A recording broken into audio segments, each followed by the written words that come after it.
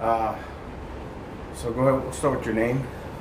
I am Kyle Oakes, Kyle Oakes. And where are you from? St. Louis, Missouri. St. Louis. You flew all the way from St. Louis here in Austin, or how did that happen? I moved around a lot as a kid. I lived in Vegas, Phoenix, little spurts here and there throughout Florida and the southern eastern states, and made my way to Austin, Texas about 14 years ago, and moving back to St. Louis in a week.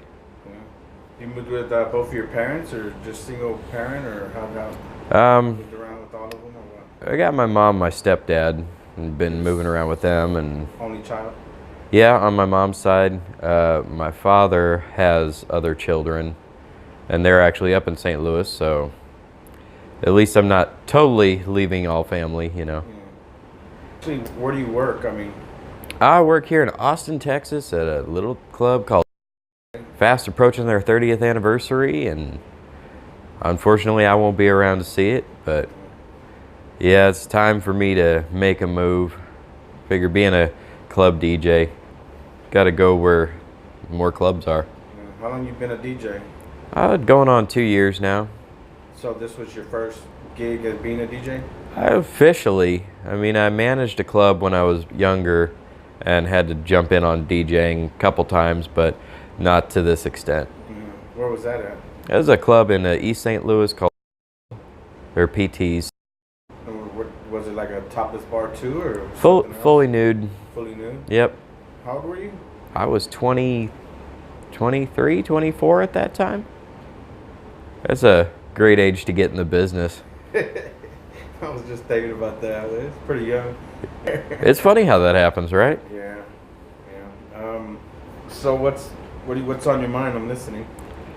What do you talk about? Well, it's kind of weird this being my last week at the place I've been, working for 2 years. Everyone here has been like a big family, so leaving that it's a little surreal. Yeah, I can relate to that. Yeah.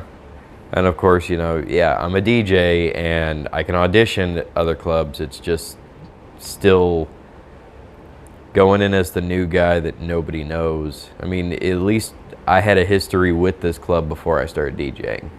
Like, I was around here for 18 years, or not 18 years, 8 years, just starting off as, a customer and then getting to know people and then helping out the club in random situations and somehow falling into actually working here. Getting a job here. Yeah. Yeah. What would you say about working here? Like, I mean, I guess you pretty much liked it, right? I mean, you liked working here. Yeah, I mean, I enjoyed my 2 years here. Sometimes a little too much. But at the same time, it's a smaller club, and I definitely want to push the limits of what I'm capable of. And I don't think I'm going to find that here. What are you capable of? I think, doing what I do to much larger crowds, or at least I hope so. Yeah. But again, I'm a money-hungry horse, so I go where I can make the most money. There was a time that I remember back where you wanted to manage here. What was going through your mind, and what pushed you to want to do that? Well, I figure since I managed a club before, and it was a publicly traded company that I was managing, and so there was a lot more paperwork, and that was probably the reason why it was one of the reasons I didn't want to stick around doing that at that club. Here, more of the, family owned and operated kind of thing, a little less work to be done in it, but management is a great position to be in. Also, a little bit better pay, so that's just something that I would have enjoyed. But DJing's fun too. Yeah. So why are you leaving? Why are they letting you go, or what? Or they letting you go, or you? I'm leaving on my own accord. The amount of money that I make, or that I'm comfortable making, I basically have to run myself into the ground to do it. So I'm hoping that for better opportunities in East St. Louis to make the same amount of money just working less. I'm hoping for that. Yeah. What does a DJ get paid at a strip club? Normal pay is take home around $40 on a day shift, $30 on a night shift. That's just what the club pays you, and you get your tips. So you don't get a paycheck or anything with your name on it or anything? I get my paycheck. Or so you get a paycheck plus? Yeah, but you don't get like an hourly pay, you get a shift pay. Okay. So, yeah, you can work overtime all you want, and you're still just making the $40 a day. Shift pay. But that's kind of standard. I've heard of other clubs that pay $100 for a shift pay. You have to be a good ass damn DJ, huh? I think it just has to be a really popping club for them to do that. But you know, you figure tip outs average $10 to $20 per dancer, so of course you want to have the most dancers. Yeah, exactly. That's how you would make your money, by more dancers, more staff, whatever, than more tip out. Mm-hmm. And also a good night with customers here. Oh yeah. Doesn't hurt at all.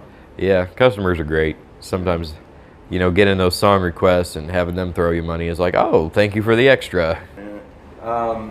What is the wildest thing you've ever experienced at a titty bar being a DJ in the 2 years that you've been here? Oh, at this club? Or even at the other one when you managed. I mean, just what's the wildest story you had in a titty bar? Wildest story I had in a titty bar? I'm pretty sure there's some wild ones out there. yeah, there's some wild ones. Some of them let's see. Worked at a club that had a swingers deck. So Saturday nights, all the swingers would come out and they'd curtain it off, but you know what was happening behind there. And there was one time this woman had a lot of fun with a lot of people at the same time. So the disgusting part about that was the spectator watching in the corner happened to be her son. Damn. Oh yeah, that was one of those okay, I'm done type of moments. Yeah, that's crazy. Yeah, there's some crazy people out there. Is there anything else you would like to share about anything on your mind at all that you want to get out there, just people should know, or people should, you know about you or know about something, you know? What people should know is about clubs in general, and this has nothing to do with me personally. If you're going to go to a strip club, do not just sit there and stare at the dancers. Actually tip them. A couple bucks goes a long way. It's like, you don't go to work for nothing. Neither do they. It's a job. Also, I'm going to say this. For all these people out there thinking they're going to bag a stripper, okay, I'm just going to give you the heads up. 1, they're either lesbians. 2, they're either married with kids. Or 3, they are more problems than you want to deal with. That's just my advice if you're thinking it's a great idea to get into a relationship with a stripper. Not saying it can't work out, just saying the odds are stacked against you. So you probably get that a lot when people find out you work at a strip club. They probably come up to you like, oh, best job in the world. Oh yeah. Who's the best hoe? Yeah, pretty much. And who gets the best blowjob? Yeah, there's a lot of questions around that, and just to be completely honest, I'm one of probably... It's a pretty lame lifestyle when you actually get into it. I mean, yeah, the idea of it is, oh, you're surrounded by beautiful women all the time. And yeah, sometimes benefits come out of that. But for the most part, it's lonely, and you can pretty much kiss your chances with anyone outside of this industry goodbye. Yeah, I only date strippers, so... I've accepted the fact that my life is going to be very exciting. Yeah. But, so you've dated quite a few strippers? A couple. I really don't. I'm kind of a long-term committed relationship kind of person. Other than that, I'm single and boring as hell. But I take a lot of shit with those committed relationships. Is there any stories that you would like to share with everyone watching about, you know, some of your experience dating strippers? And maybe if someone that's just getting into a relationship with the stripper, maybe they might need to know these things. Yeah. I mean, everything comes down to your, I guess, personal beliefs and values. I've dated a dancer, and a customer offered her $1,500 to watch her and I have sex. I'm not for that, but she was totally down to get the money, and that caused a huge fight, and it never happened. But the fact that there was still a fight about it just because... Just a thought that yeah, she was thinking about it. What is that movie? Indecent Proposal or something? Yeah, like that? something like that. Some shit like that, huh?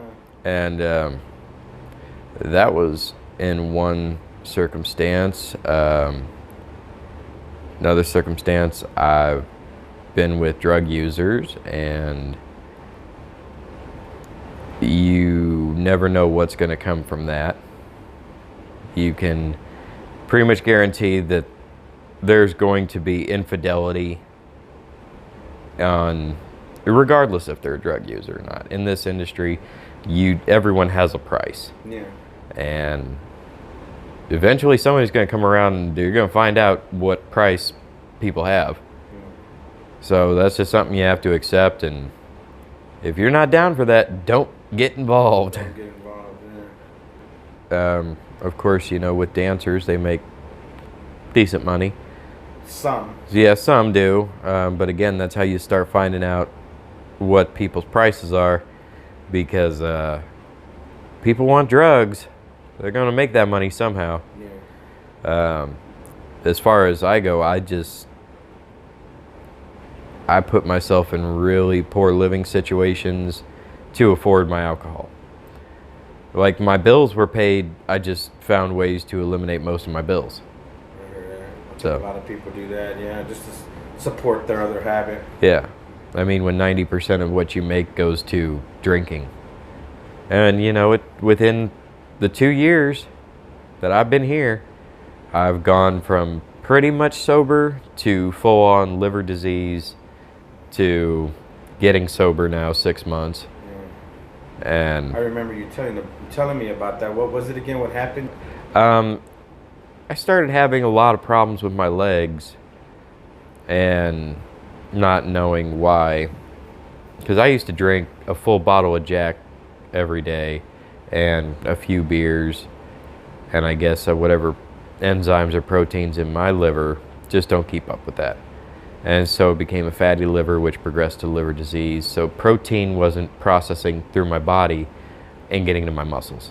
So my muscles are basically dying, and of course, all the sugars and calories that are in Jack Daniels, which I love Jack Daniels, by the way. I totally would continue drinking it if I didn't have this issue. If you wasn't almost close to death. Yeah, if I wasn't close to dying, you know.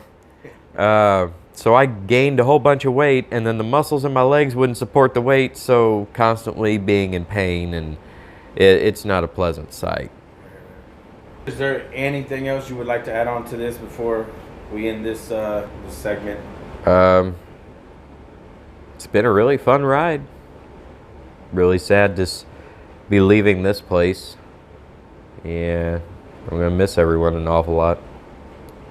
Is there, if anybody wanted to ask you more questions or wanted to reach out to you in any kind of way, how would they be able to reach you? Like, do you have an email or anything that anybody could like message you or try to hit you up on, or even social media if someone wants to send you something, you know, somebody watching this video out there that feels you and can relate to you and wanted to reach out to you? Is there anything or anywhere, you know, how can they reach you? Call up at whatever club in whatever city you're in and see if I'm there. Come on out and have fun.